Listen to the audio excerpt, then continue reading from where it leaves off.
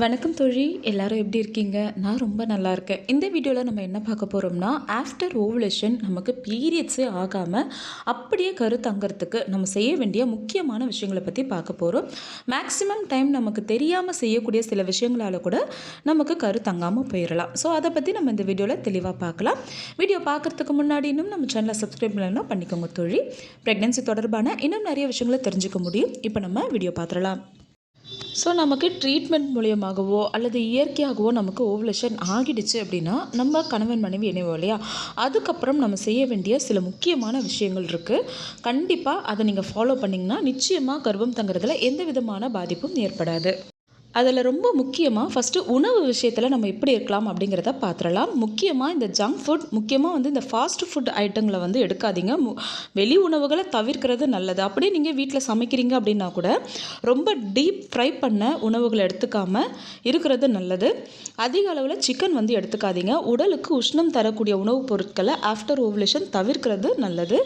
அதே போல் பப்பாளி பழம், மாம்பழம் இந்த மாதிரி ரொம்ப சர்க்கரை அதிகமாக இருக்கக்கூடிய பழ வகைகளையும் அளவாக எடுத்துக்கோங்க. ஆஃப்டர் ஓவுலேஷன் எந்த அளவுக்கு நீங்கள் சுகரை கண்ட்ரோல் பண்ணுறீங்களோ அவ்வளவுமே உங்களுடைய பேபி இம்ப்ளான்ட்டுக்கு ரொம்பவே சப்போர்ட்டிவாக இருக்கக்கூடிய விஷயம்தான். அதே போல் நிறைய தொழில்களுக்கு ஊறுகாய் சாப்பிட்ற பழக்கம் இருக்கும். ரொம்ப அதிகப்படியான உப்பு எடுத்துக்கும் பொழுது நமக்கு பேபி இம்ப்ளான்ட் பாதிக்கிறதுக்கு வாய்ப்பு இருக்குது. அதனால் ரொம்ப உப்பு அதிகமாக எடுத்துக்காமல் ஊறுகாய் உணவுகளை எடுத்துக்காமல் இருக்கிறது நல்லது. அதே போல் குழந்தை தரிக்கிறதுக்காக முளைக்கட்டிய தானிய வகைகள் எடுத்துக்கிறீங்க அப்படின்னா அதை கொஞ்சமாக பாயில் பண்ணி எடுத்துக்கிறது நல்லது. ஒரு இட்லி பாத்திரத்தில் ஒரு ஃபியூ மினிட்ஸ் நீங்கள் வேக வச்சுட்டு அதை ஆஃப் பாயிலாக நீங்கள் எடுத்துக்கலாம். அதாவது பாதி வேக்காடில் கூட நம்ம அதை எடுத்து சாப்பிடலாம். ஆனால் அப்படியே நீங்கள் பச்சையாக சாப்பிடும்போது அதில் இருக்கக்கூடிய நுண்கிருமிகள் கூட புதிதாக உருவாகக்கூடிய கருவை பாதிக்கிறதுக்கு வாய்ப்புகள் இருக்கிறதா சொல்கிறாங்க. எப்போவுமே சமைக்கப்பட்ட உணவுகளை எடுத்துக்கிறது நல்லது. அதே போல் ரொம்பவே முக்கியமாக இந்த சோடா டைப் கூல்ட்ரிங்க்ஸ் எடுத்துக்காதீங்க. எந்த கூல்ட்ரிங்காக இருந்தாலும் அதில் எந்த ஒரு பலனுமே கிடையாது. சோடா டைப் கூல்ட்ரிங்க்ஸ் அதுவும் பர்டிகுலராக சொல்லணும்னா 7up, ஃபேண்டா, மிரண்டா மாதிரியான ட்ரிங்க்ஸ் கண்டிப்பாக எடுத்துக்காதீங்க. சரி, இப்போது என்ன சாப்பிடணும் அப்படிங்கிறத பார்க்கலாம். ஒவ்வொரு நாளுமே ஒவ்வொரு கீரை வீதம் நீங்கள் எடுத்துக்கணும். டெய்லி உங்கள் பிளேட்டில் கீரைகள் இருக்கிற மாதிரி பார்த்துக்கோங்க. அதே போல் நட்ஸ் இருக்கிற மாதிரி பார்த்துக்கோங்க.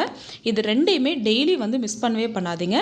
அதே போல் கொய்யா பழம், எலுமிச்சை பழம் மாதிரியான விட்டமின் சி நிறைந்திருக்கக்கூடிய உணவுகளையும் நீங்கள் டெய்லி எடுத்துக்க ட்ரை பண்ணுங்கள். நெல்லிக்காய் ஜூஸ் எடுத்துக்கிட்டு இருக்கீங்க அப்படின்னா ஆஃப்டர் ஓவுலேஷன் இப்போ டெய்லி நெல்லிக்காய் ஜூஸ் எடுப்பீங்க அப்படின்னா ஆஃப்டர் ஓவுலேஷன் வீக்லி 3 times எடுத்திங்கனாலே போதும். ஏன்னா சில பேருக்கு நெல்லிக்காய் ஜூஸ் எடுத்துக்கும் பொழுது டயரியா ப்ராப்ளம் ஏற்படலாம். ஸோ நமக்கு ப்ரெக்னென்சி பிளான் பண்ணிகிட்டு இருக்கும் பொழுது டயரியாவோ கான்ஸ்டிபேஷனோ எதுவுமே இருக்கக்கூடாது. அதுக்காக தான் நெல்லிக்காய் ஜூஸை கம்மி பண்ணுங்கன்னு சொல்லியிருக்கேன், குடிக்காதீங்கன்னு சொல்லலை. ஏன்னா நெல்லிக்காய் ஜூஸில் நமக்கு அந்த அளவுக்கு விட்டமின் சி அதிகமாக கிடைக்கும். ஸோ அது உங்கள் உடலுக்கு ஏற்ற மாதிரி அதை நீங்கள் பார்த்துக்கோங்க. அடுத்தது, எப்போவுமே வெள்ளை அரிசியை சாப்பிடாம வாரத்துக்கு 2-3 முறையாவது நாட்டு ரக அரிசிகள், சிகப்பரிசி, கருப்பு கவுனி அரிசியில் ஏதாச்சும் சமைச்சு சாப்பிடுங்க. ஸோ இதை நீங்கள் ஃபாலோ பண்ணிங்கனாலே உங்களுடைய கருவிற்கு எந்த பாதிப்பும் ஏற்படாமல் ஈஸியாகவே கரு தங்கிடும். அதே போல் உணவுகள் இல்லாமல் நம்ம வேறு என்னென்ன பாதுகாப்பான விஷயங்களை செய்யணும் அப்படிங்கிறத பார்க்கலாம். முக்கியமாக வெயிட் தூக்காதீங்க. வெயிட்டான பொருளை கால்களால் கூட நீங்கள் நகர்த்தக்கூடாது. முக்கியமாக வெயிட்டு தூக்கிட்டு படியில் ஏறவே கூடாது. உங்கள் வீடு ஃபஸ்ட் ஃப்ளோரில் தான் இருக்குது, செகண்ட் ஃப்ளோரில் தான் இருக்குது, ஸ்டெப்ஸ் ஏறி தான் ஆகணும் அப்படின்னும் பட்சத்தில் நீங்கள் ஆஃப்டர் ஓவுலேஷன் ஸ்டெப்ஸ் ஏறும்போது கொஞ்சம் பொறுமையாக ஏறுங்க. அடி வயிற்றுக்கு சப்போர்ட் கொடுத்த மாதிரி உங்கள் கைகளை வச்சுட்டு நீங்கள் ஏறிக்கலாம். இதனால் உங்களுக்கு கருவுக்கு எந்த பாதிப்பும் வராது. ஒரு எக்ஸ்ட்ரா சப்போர்ட் நம்ம யூட்ரஸ்க்கு கொடுத்த மாதிரி இருக்கும், அவ்வளோதான். அடுத்த பீரியட் டேட் வர்றதுக்கு ஒரு 5 or 6 daysக்கு முன்னாடியே நீங்கள் இன்டர்கோர்ஸ் இருக்கிறத ஸ்டாப் பண்ணிவிடுங்க. முக்கியமாக தண்ணி ஒரு நாளைக்கு 3 லிட்டர் குடிங்க. இதனால் உங்களுடைய கான்ஸ்டிபேஷன் பிரச்சனையும் சரியாகும். அதே போல் யூரினரி ட்ராக் இன்ஃபெக்ஷன் இந்த மாதிரியான தேவையில்லாத தொந்தரவுகள் வர்றது நமக்கு குறையும். தண்ணி நிறைய குடிக்கிறதுனால நம்ம ரொம்ப டீஹைட்ரேஷன் ஆகாமல் இருப்போம். ஹார்மோன்ஸை பேலன்சிங்காக வச்சுக்கிறதுக்கு ரொம்பவே சப்போர்ட்டிவாக இருக்கும்.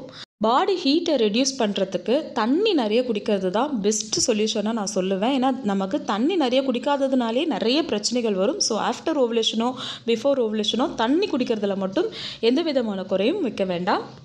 புதுசாக இப்போ தான் ஒர்க் அவுட் ஸ்டார்ட் பண்ண போகிறீங்க அப்படின்னா ஆஃப்டர் ஓவுலேஷன் ஸ்டார்ட் பண்ணாதீங்க.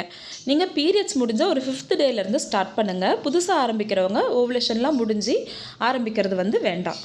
பட் ஆல்ரெடி பண்ணிகிட்டே இருக்கீங்கன்னா நீங்கள் வந்து கண்டினியூ பண்ணிக்கலாம். இதனால் உங்களுடைய ப்ரெக்னென்சி வந்து எந்த வகையிலும் பாதிக்காது.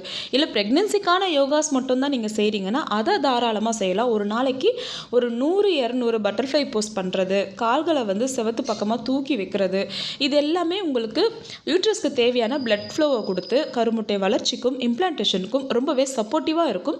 கண்டிப்பாக வந்து ட்ரை பண்ணுங்கள். அதே போல் ஆயில் பாத் வந்து ரெகுலராக எடுத்துகிட்டு இருக்கீங்கன்னா எடுக்கலாம். இல்லை புதுசாக இப்போ தான் எடுக்க போகிற, பாடி ஹீட் ஆகிடுச்சு அதனால் ஆயில் பாத் எடுக்க போகிறேன்னா ஆஃப்டர் ஓவலேஷன் அதை கம்ப்ளீட்டாக நீங்கள் அவாய்ட் பண்ணிடுறது நல்லது. ஆலிவேரா ஜூஸ் எடுத்துகிட்டு இருக்கீங்க பிசிஓடிக்காக அப்படின்னாலும் அதையும் ஆஃப்டர் ஓவலேஷன் நீங்கள் அவாய்ட் பண்ணிடுறது நல்லது. ஸோ இதெல்லாம் ஃபாலோ பண்ணாலே ஈஸியாக நம்மளால் ப்ரெக்னென்சி வந்து பாசிட்டிவ் ஆக்க முடியும். வேறு ஏதாவது சந்தேகங்கள் இருந்ததுன்னா கமெண்ட்ஸில் கேளுங்க தோழி. அடுத்த ஒரு நல்ல பதிவில் சந்திக்கலாம். நன்றி.